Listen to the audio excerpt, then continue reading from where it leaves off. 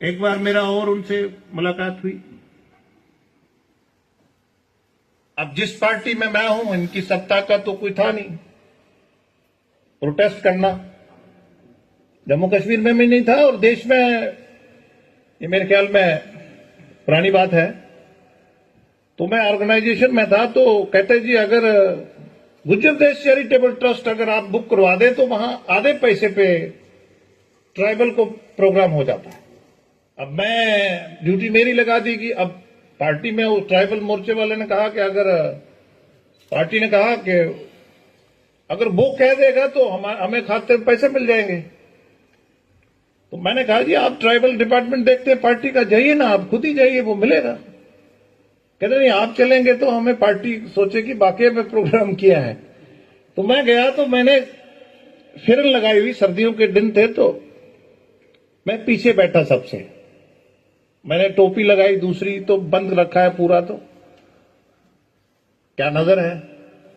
कहते चौधरी साहब तम पीछे क्यों बैठा है, तम आ गया हो ना, पतो तमनो जिसलिए तमने મહેસાનો પુલ પર ચડ્યો હતો तो હું होम मिनिस्टर को मिलियो तो वह तारी इंडियन एक्सप्रेस की अखबार लेके। तो ये मालूम हुआ कि एक नजर रखने वाला, एक विजन रखने वाला उसको कैसे पेश करता है, थोड़े से उसमें मतलब उसने एप्रोप्रिएट फोरम पे बात रखी। तो मैं ज्यादा आपका समय नहीं लूंगा, लेकिन जरूर कहूंगा, गोजरी जबान की बात आई। अब वही है, एक चिड़िया चून भर के पानी फेंकेगी तो अब वो हकदा। तो मैंने कोशिश करी, मैंने पार्लियामेंट में कोशिश करी कि अगर छोटी जबानों को अगर आप, अब क्या है ना, एक दिन मैं एक पुंछ में चला गया, तो एक बड़े आलम से मिला, तो वो बीमार थे, तो वापस आने लगा। तो मैंने कहा मैं भी कुछ लबकशाई करूं। कहते साहब, कहते जनाब आप बात करिए, आप हमारे ऑनरेबल एमपी हैं। मैंने कहा नहीं जनाब, मैं तो तालिब इल्म हूं, स्टूडेंट हूं, विद्यार्थी रहता हूं। तो मैंने कहा भारतीय जनता पार्टी ने 100 साल लगाया। कितना? 100 साल लगा। तो एक जमात जिसका आजादी में पूरा रोल है, उसको उखाड़ के फेंक दिया, ये मेहनत है। क्यों, क्या मेहनत करी उन्होंने? मैंने कहा उन्होंने अपनी बात को चौक चौराहे में लाया। वो आलम साहब मेरे से क्या बात कर रहे थे, कहते जनाब हमारे मदरसे के बच्चों ने, हमारे मदारस के बच्चों ने 1857 के गदर में अपने चेहरे उड़ाए हैं। मैंने कहा कोई दो राय नहीं, लेकिन मौलाना साहब इस बात को आपको चौक चौराहे में लाना पड़ेगा। मैंने कहा हम 750 के करीब मेंबर पार्लियामेंट है, हमारी लाइब्रेरी में कई टन किताबें हैं। बड़ी मुश्किल से एक या दो एमपी बड़ी मुश्किल से गूगल से इधर उधर मैनेज कर के आर्टिफिशियल इंटेलिजेंस से अपना तजुर्बे से भाषण दे देते हैं। जब पीए को बोलेंगे, तो जब तक आप अपना गीत चौक में नहीं गाओगे, ये नई जनरेशन नहीं जानेगी। अपने किताब के गीत को चौक में लेके जाना है, तो आपको पुराने भी जानेंगे, बराबर के भी जानेंगे, और आने वाली नस्लें भी जानेंगी। एक और आपको छोटी छोटी बातें सुनाता हूं।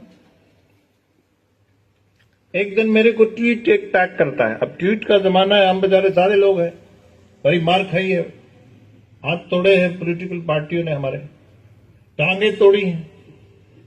और आज की नोट मैंने पीट करके सुना, पहली बार। ये भी मेरा तजर्बा है, मतलब मेरी एकेडमिक सेशन में मैंने कभी भी मैंने स्पीकर को मुंह से ही नहीं देखा, लेकिन आज मैंने तो मैं बात कर रहा था कि मुझे टैग करा किसी ने। अब ये गुजर एमपी है तो टैग तो करेगी। तो मैंने अफसर को फोन करा। अब मैं अफसर का नाम भी नहीं लूंगा, क्योंकि गिबत तो नहीं ना मैं करूंगा। तो अफसर साहिबा थी, तो मैंने उनको कहा, बाद में पता चला, मैंने बैकग्राउंड कहते उसने बड़े प्राइज लिए हुए, तो उसने कहा कि ये जो पशु आ रहे हैं रास्ते में, ये हिंड्रेंस क्रिएट कर रहे हैं। अब मेरे ऊपर से निकल गई हिंड्रेंस क्या होती है।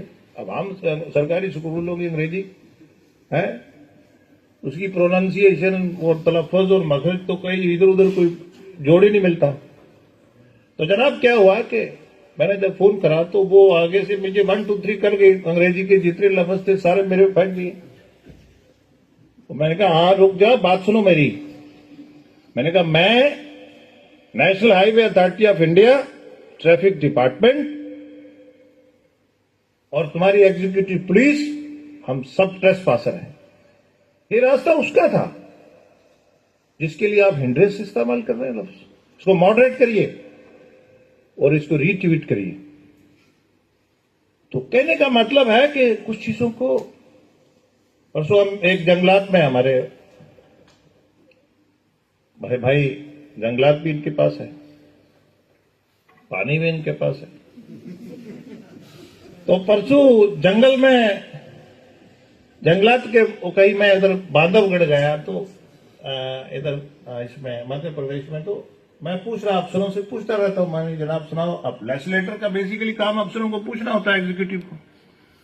लेजिस्लेटर को तो लोग पूछ ही लेते हैं, अभी नहीं मिला तो कल मिलेगा, जाएगा कहां, है ना।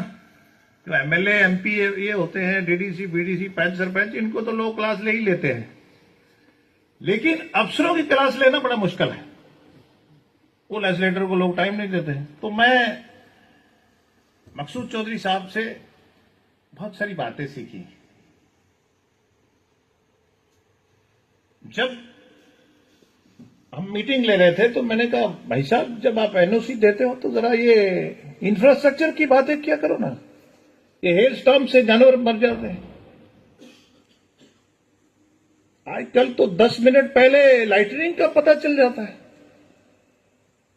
तो जानवर 10 मिनट में इधर उधर घूम जाते हैं, कम मरेंगे।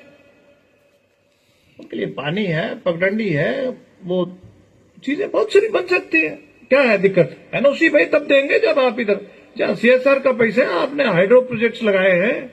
अब तो बड़ी बड़ी चीजें आ गई हैं, कोई सोलर है, कोई विंड है, कोई पता नहीं क्या क्या है। अब तो टूरिज्म वाले को भी बेहतरीन पैसेंजर चाहिए है? लेकिन चौधरी साहब के जज्बात ने, मकसूद चौधरी साहब के जज्बात ने हमें इन चीजों से अवेयर करा। मैं राजस्थान में गया तो मालूम हुआ, किसी ने बोला इंदिरा गांधी जी ने यहां हेलीकॉप्टर से बीज फेंके थे। तो मैंने एक दिन 0 आवर्स में कहा पार्लियामेंट में, एक तो आपको तजर्बा सुनाता हूं, मैं भी उनसे इंस्पायर हूं, मकसूद चौधरी साहब से। लेकिन वो उनका